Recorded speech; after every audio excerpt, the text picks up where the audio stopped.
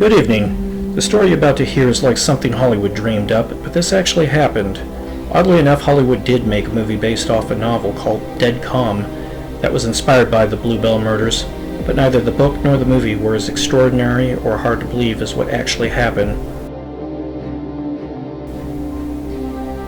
For this podcast, I'm going to pick out only the most dramatic events, ones that I found particularly strange and heinous, and in which the perpetrators seemed particularly dangerous and odd. And of course interesting. I've meticulously researched these cases, discarding photos from some websites whereupon after a careful examination I determined they were false. You can find my sources in the credits as well as any music and any assistance I had in helping bring you the story. Now let's go back in time together. For this journey you won't need a time machine, but you're going to need a little bit of your imagination. And for this episode we're going to go back to the middle of November, back in 1961.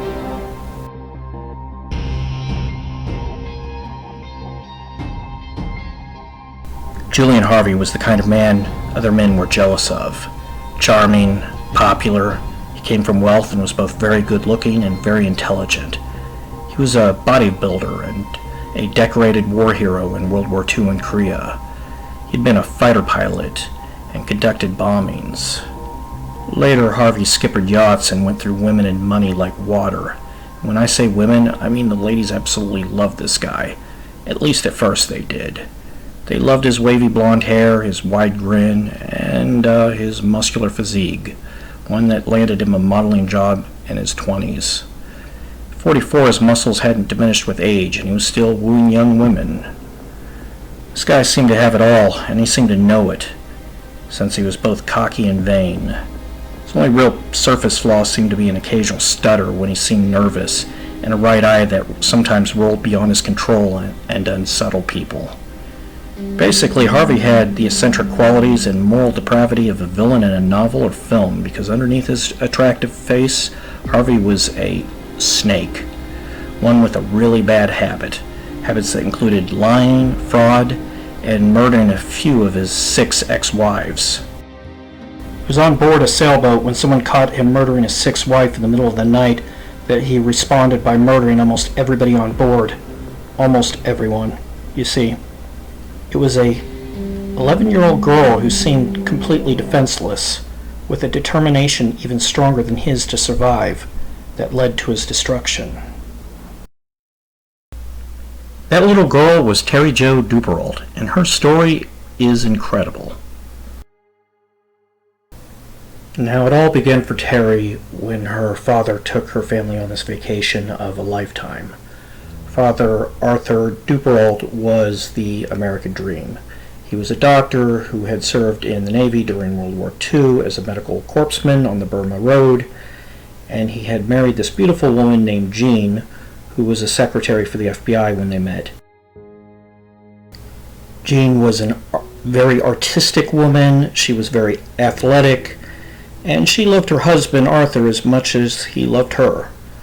They had a very quick courtship, which was common during the Second World War before they married, and then after the war, Arthur began practicing optometry, and they settled into a very comfortable life. Now, among the 3 children Arthur and Jean had, there was of course the middle child, Terry, who, as I mentioned earlier, was 11, and then there was her older brother, Brian, who was 14, and her younger sister, Renee, who was just 7 years old. Now, the Dupperaults settled in Green Bay, Wisconsin, and throughout their brief lives together, they were close and had a pretty leave-it-to-beaver kind of life. Terry wasn't particularly athletic like many of the other members of her family, but she was happy. She was happy playing dolls and didn't really want for anything. She loved her father, loved her mother, and knew they loved her. And so life was good on 1961 when Arthur, at 42 years old, finally saved enough money from his practice and had enough time off to get his chance of living his dream of chartering a boat and taking his family on a vacation of the lifetime to go island hopping in the Bahamas. For this, he rented the Bluebelle. As per the agreement in renting the Bluebelle, Arthur hired Harvey as its captain. Expensive, amazing ship. It had illustrious golden wood, a lot of space, and beautiful furnishings. It was very well cared for. Its owner, Harold Pegg, was very proud of it, and he had it inspected a lot.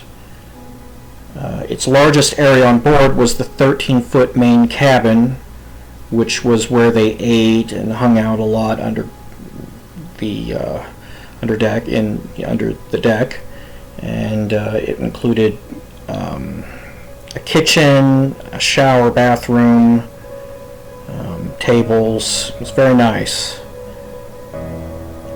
The family slept next to the main cabin, behind it, under the deck, side by side in a bunch of bunks.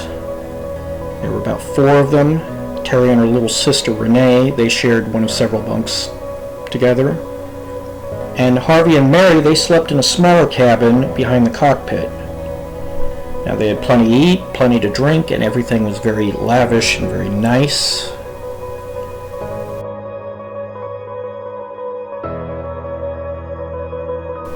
And so, with everything in order, the Dupperaults set sail for the Bahamas. They first reached Bimini, where Ponce de Leon searched for the Fountain of Youth. This is, I believe, where Hemingway was enchanted. They didn't get to visit that island much because they spent most of their time detained on board the Bluebelle while authorities went over Harvey's paperwork. But everything was comfortable on the Bluebelle, and they at least had a really beautiful island next to them. And just the next day, they set sail with a week's provisions to Great Isaac Cay. I hope I'm pronouncing this correctly. You can correct me if I'm wrong. And on to the Great Abaco and Island and Sandy Point. So you can see a map of these places. I'm going to provide those to you, but they went island hopping from these various places. They saw pelicans, they drank wine, not the Dupperaults, Harvey and his wife did. They had a lot of really, really lavish food and enjoyed the beaches and got to see where the pirates, used to live. And everything was amazing at first. They had a lot of beautiful memories. Now, in a world where many jerks out there make themselves very obvious, Arthur and Jean would have had no reason to dislike Harvey other than maybe his ego, but a lot of people have egos. That doesn't make them psychopaths. Harvey was very good at presenting himself as people wanted to see him. So Harvey probably would have even presented himself as a man with values that Arthur shared. A man with good intentions. His wife Mary, she was a former TWA agent. They had just gotten married that last summer. She was a very good woman too, so that would have only cemented his image. And she was devoted to her sick father. She had 2 brothers. Was a normal woman, a very attractive, normal woman, but gregarious and well-intending. And everything at first went great. At Sandy, Terry recalled Miss Harvey complained that she was never going to get any time alone, having to cook for everybody all the time. but it wasn't a complaint that seemed too serious. Terry didn't recall any fighting between Harvey and his wife. They did fight a lot, but this was not something that was necessarily anything that would have been visible on the Bluebelle. Terry did get an uncomfortable feeling at one point when she remembered Harvey staring at her for too long, but she forgot about that quickly and everything otherwise seemed cheerful. The Harveys were drinking, which is interesting because one of his friends claims that he didn't drink, but she doesn't recall this drinking being excessive, and her parents weren't drinking. There were a few specific incidents during this early part of this trip that were considered that you would think of as pretentious, at least that Terry herself can remember. During the trip, Miss Harvey wrote to her parents and described the Dupperaults as lovely people. In her last letter, would forever be her last letter, she didn't mention her husband, which she usually mentioned Harvey a lot, so that's kind of interesting. But there's no sign that they were not getting along otherwise. At one point, the Bluebelle left for the northwest to Gorda Cay and then returned to the Great Abaco Island. And then, for reasons nobody knows to this day, although I think I can figure it out, they decided to set sail at night. Now, Terry does not know why. People in her family said they don't know why they decided to set sail that night. However, to me, it sounds as if that was Harvey's suggestion because he wanted to murder his wife. And it's easier to get away with something even with other people around, obviously, if you do so at night. So more than likely, Harvey suggested that they leave at night. That would be very beautiful looking at night. That it would be an interesting experience, and he managed to persuade the other adults to set sail that night. Or maybe, he said for time reasons they should set sail that night. In the event, it sounds to me that he was planning on killing his wife, and he just made up a reason why they needed to set sail that night. And so they did. And exactly who was this Harvey underneath this veneer of friendliness and this great war hero? My name is Julian Harvey, and I am the greatest man you will ever meet. He might not have said that, but that demeanor was very visible in his photographs, and it's something that many people remember, that kind of attitude, his arrogance.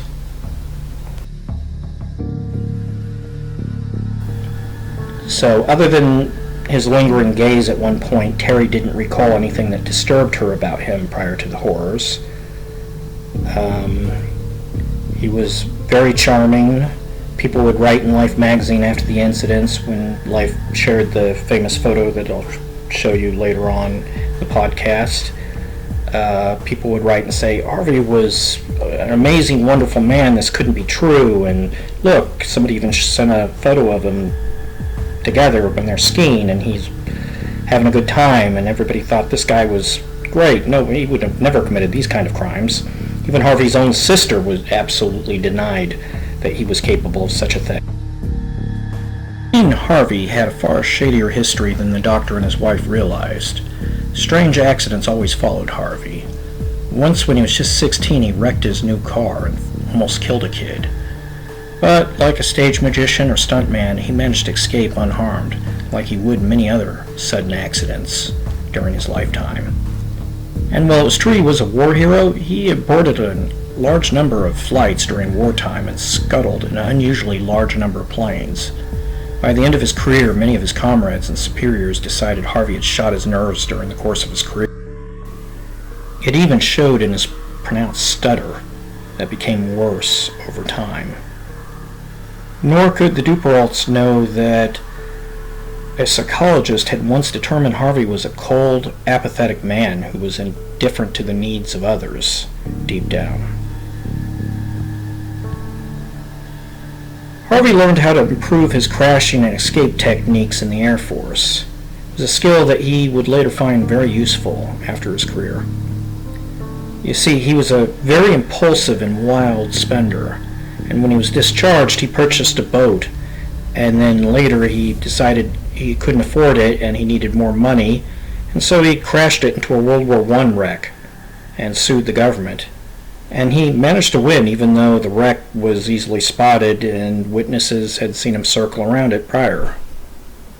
He also purchased another boat and set it on fire when he didn't want to pay for the repairs on that one. But fraud was hardly the worst thing he did, as I mentioned earlier.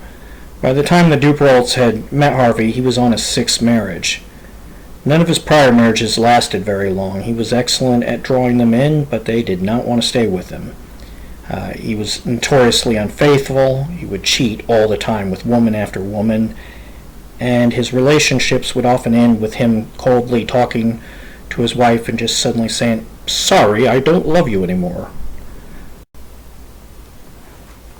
Divorces included allegations that he was extremely cruel, that he was dishonest, and that he was foul-tempered.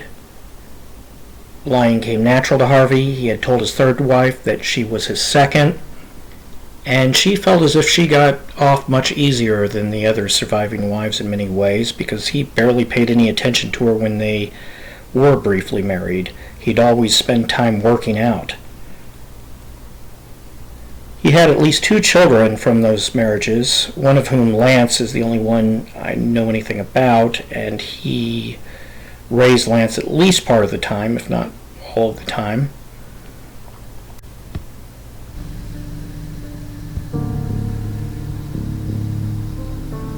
The most disturbing of all of the incidents he had been in and his marriages prior to Mary was in 1949 when he was married to a woman named Joan, and they were driving with Joan's mother, Harvey's mother-in-law at the time,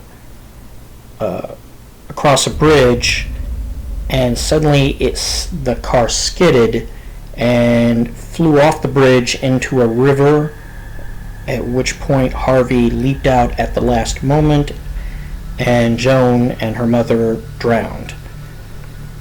That was when he first gained the attention of authorities, because while people were down there gawking and horrified, Harvey didn't really seem to put much effort into trying to save them. He said that he had tried to help them, but witnesses claimed he stayed behind, and when the diver who went down there to retrieve the bodies went towards the wreck, the windows were rolled up, they were in their seat belts when they had drowned, and it didn't look as if Harvey cared or showed any sense of guilt, and didn't appear as if anything had been wrong with the car or anything was wrong with the roads. So at that point he had gained a lot of suspicion with a trooper, as well as that diver, and with that wife's father-in-law, who insisted an investigation commence. They thought this guy had killed her. He had had an insurance policy out on this wife, like he did with Mary, which I'll get back to you on her in a second. And he managed to collect that insurance, and there was nothing that could be proved. So there was a lot of overwhelming circumstance already that Harvey was a killer. So as I mentioned earlier, Harvey had been married to Mary for less than a year, and they did quarrel a lot. Oftentimes it was about her father, the sick one. She wanted to send him money, but Harvey resented doing so, saying they could not afford it. and he would get very angry whenever she would send even small amounts of money to her sick father. What the Dupperaults didn't know, and which authorities later figured out, was that when they set sail for their ultimate vacation, their tour guide, Captain Harvey, never intended for his wife Mary to return to Florida alive at all. Terry was startled awake at her bunk sometime after midnight. She was alone. There was loud commotion upstairs on deck. She had gone to bed early, around 9, and slept for at least a few hours. Terry didn't know this then, but had she stayed awake like usual, she probably would have been dead already. You see, Terry was about to find out that sometimes our worst nightmares are real. Tonight would be Bluebelle's last voyage, and there, that night, no adults would be there to save her. Not her father or anyone else. Terry was about to confront terrible evil in a merciless environment that didn't care about her and her cries, and she was going to have to do so alone and isolated. "Help me, Daddy!" her 14-year-old brother screamed for the last time from somewhere beyond her cabin. She heard more screams and more noises. Terry was gripped with fear and confusion. Minutes later, the 11-year-old girl gained the courage to see what was happening. When she opened the door to the main cabin, it was then that the nightmare revealed itself. The corpses of her brother and mother were lying dead on the floor, covered in blood. Terry was filled with multiple emotions at once: grief, horror, fear. Where was her father, or her little sister Renee? She somehow found the strength to begin moving to the stairs leading to the outside world and whatever had done this. She never found out what happened to her father or Mary. She didn't have time to explore for very long. She remembers there was something bloody that looked like a knife lying near the cockpit. But she did find Harvey. Harvey was wandering around barefoot with wild eyes. He held something that looked like a gas can. He looked furious. She asked, "What's happening?" Then the predator spotted more prey, and he rushed at Terry, sending her below with a smack. "Get down there!" Terry didn't know what to do and fled to her bunk. She understood that her family was dead, but she didn't understand why Harvey would want to hurt her. The entire thing confused her, and she thought for a brief period that maybe he just didn't want her to see the blood. While on her bunk, waiting, she could smell oil and water from the bilges begin seeping into the room and covering the floor. Minutes later, Harvey crept into the room in the darkness. She could see him holding her father's rifle. Harvey glowered at her, and there was no warmth in those eyes, only death. He held the gun at her, pointing it, but didn't shoot. Instead, Harvey decided she wasn't a threat and turned and left the cabin. She heard Harvey trudge back upstairs to continue doing whatever he had been doing. Terry waited on the bunk. She eventually heard banging from the dingy outside being loosened. The water was inky black that covered the floor. Harvey was sinking the ship into the Atlantic. It took a total of about 10 minutes, and by then the water had risen so far that her bunk began floating, before she realized she had to escape or she was going to die here. Terry left her room and began wading through the water that had risen to her torso. She moved past the floating bodies of her mother and her brother. When she returned upstairs, she saw Harvey at the side of the ship, untethering a line to the dingy below. When he noticed her, he said, "Come here and hold this." He had untethered the rope to the dingy and offered it. Terry did as she was told. Harvey then quickly went to retrieve something. It was at that moment that, had Terry continued to obey, he probably would have returned with a gun or a knife and immediately killed her. Instead, she let go. Harvey spun around. "Did the dingy get away?" She let him know it had. He looked alarmed. The life raft was floating away into the night's darkness while the ship was sinking, and it was his only means of escape. Harvey ran to the side of the ship and leaped overboard, diving into the Atlantic. He swam frantically after the dingy. While he reached the lifeboat, the Bluebelle continued to sink. There would be no going back now. He could only hope that little girl had drowned with it.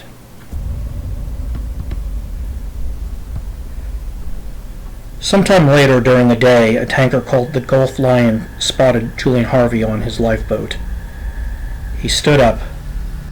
"My name is Julian Harvey. I am master of the catch Bluebelle." He paused and then added, "I have a dead baby here. I think her name is Terry Flo, Dupperault."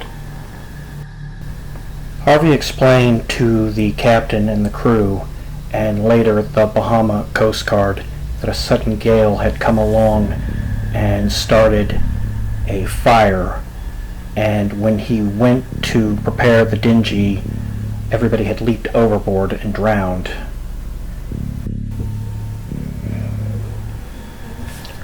The little girl with her wasn't Terry. It was her little sister, 7-year-old Renee. Autopsy reports concluded that Renee had indeed drowned, though it would later be determined by the Coast Guard that she had either fallen overboard, jumped overboard, or Harvey had knocked her overboard, or held her under water. Perhaps he had gone back to recover the body and provide evidence of what had happened, that the family had indeed drowned. Or, in my opinion, perhaps he had gone back looking for her sister Terry to see if she was still alive so that he could kill her if she wasn't, and then saw her little sister's body and saw that as an opportunity to show that, look, this little girl had indeed drowned. You know, this provides evidence for his story that the others had fallen overboard and died. Now, the Bahama authorities were immediately suspicious.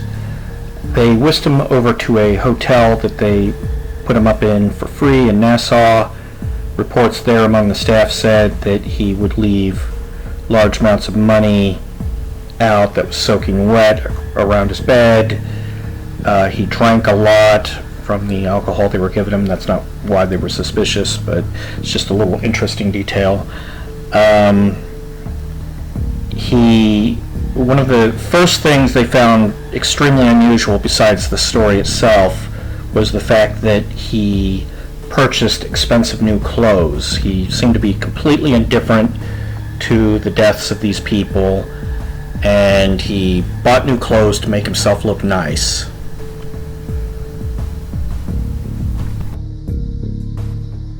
Instead of asking if they had found any survivors, like most people would, Harvey would say, "Have you found any more corpses?"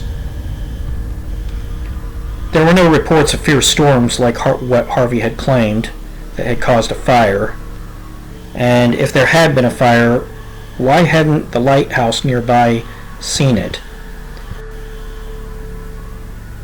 They had sunk just a few miles away from a lighthouse, but no lights from any fires had been seen. He also acted like he didn't know what to do in these kind of events. One point he claimed a mast had fallen down and killed some of them. Inspections had been done, and on top of that, the physics didn't add up. After nightfall, Harvey sneaked out of Nassau and into America, where he was immediately apprehended by the Coast Guard, who were as suspicious as the Bahama authorities were. One person who immediately doubted Harvey's story was the owner of the Bluebelle himself, who had had the mast inspected and equipped so that fires could easily be put out. Meanwhile, Harvey was staying with Boozer while this was all happening. Boozer was his friend, and under a vow of secrecy, he told him a very different story. He told his friend that he had panicked and he had leaped overboard when the events that he claimed happened that didn't actually happen occurred, and that he was just too ashamed to admit it, that he had gotten in the dinghy and left them all to die, and that when he came back, they were all dead. Ultimately, nobody was there besides Harvey, and despite skeptics, he was firm in his account of what happened. On a subconscious level, people who are extremely narcissistic don't consider anyone their equal, and for Harvey that would have been especially true of females whom he likely thought very little of, since he was particularly cruel to them. The only victim he had murdered directly had been an 11-year-old girl, and he had left her sinking in the middle of the Atlantic in a shark-infested area. Even if he had only found Renee's body afterwards, who was going to survive that, especially a kid? There were no other lifeboats. The Coast Guard hadn't found the ship, let alone any survivors. As the days passed, his anxieties over being discovered likely diminished. Grown adults dehydrate out there and are attacked by predators. Now his concerns most likely centered around the authorities, who were obviously suspicious, but couldn't prove anything yet. The Bluebelle sinking had become a major media story, something he probably hadn't anticipated, since he only set out to kill Mary.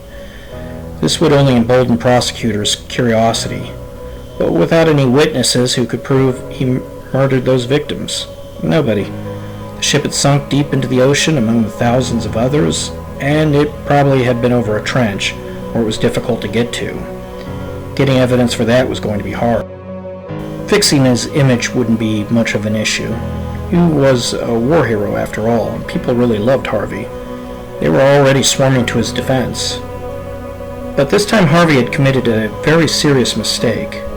He had underestimated Terry.